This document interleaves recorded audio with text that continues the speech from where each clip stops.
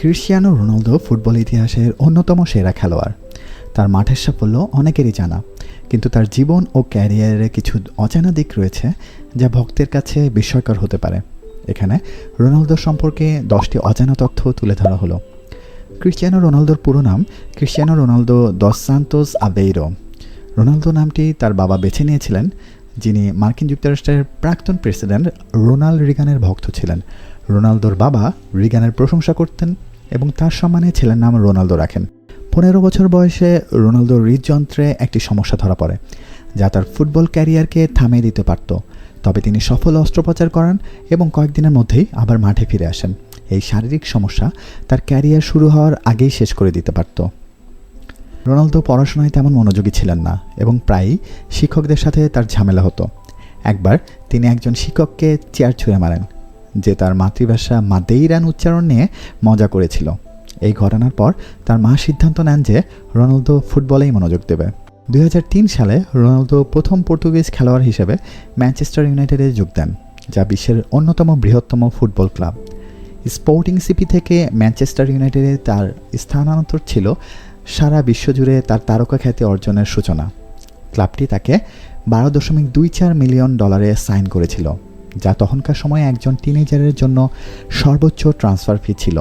রোনালদোর অসাধারণ লাভ দেওয়ার ক্ষমতা প্রায়ই NBA খেলোয়াড়দের সাথে তুলনা করা হয়। তিনি প্রায় 8 ফুট 4 ইঞ্চি উচ্চতায় লাভ দিতে পারেন, যা একজন গড়পড়তা NBA খেলোয়াড়ের চেয়ে বেশি। এই ক্ষমতা তাকে অনেক গোল করতে সাহায্য করেছে, বিশেষ করে হেডের মাধ্যমে। ক্রিশ্চিয়ানো রোনালদো অ্যালকোহল থেকে বিরত থাকেন তার বাবার অ্যালকোহলের প্রতি আসক্তির কারণে, যা শেষ পর্যন্ত তার বাবার মৃত্যুর কারণ হয়। রোনালদো অনেকবার বলেছেন যে তিনি অ্যালকোহল থেকে দূরে থাকার সিদ্ধান্ত নিয়েছেন এবং তার বাবার মৃত্যুর ঘটনা তার জীবনে কতটা প্রভাব ফেলেছিল। 2011 সালে রোনালদো তার ইউরোপীয় গোল্ডেন বুট, যা তিনি 2010-11 মৌসুমে ইউরোপের সর্বোচ্চ গোলদাতা হওয়ার জন্য জিতেছিলেন, চ্যারিটির উদ্দেশ্যে নিলামে দান করেন।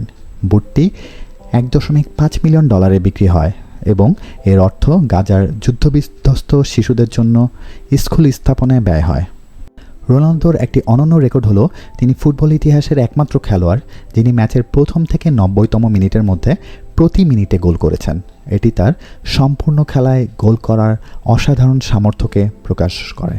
2017 সালে মাদেইরা আন্তর্জাতিক বিমানবন্দরটি ক্রিশ্চিয়ানো রোনালদো আন্তর্জাতিক বিমানবন্দর হিসেবে নামকরণ করা হয়, যা মাদেইরার সবচেয়ে বিখ্যাত ব্যক্তিত্বের সম্মানে করা হয়েছিল।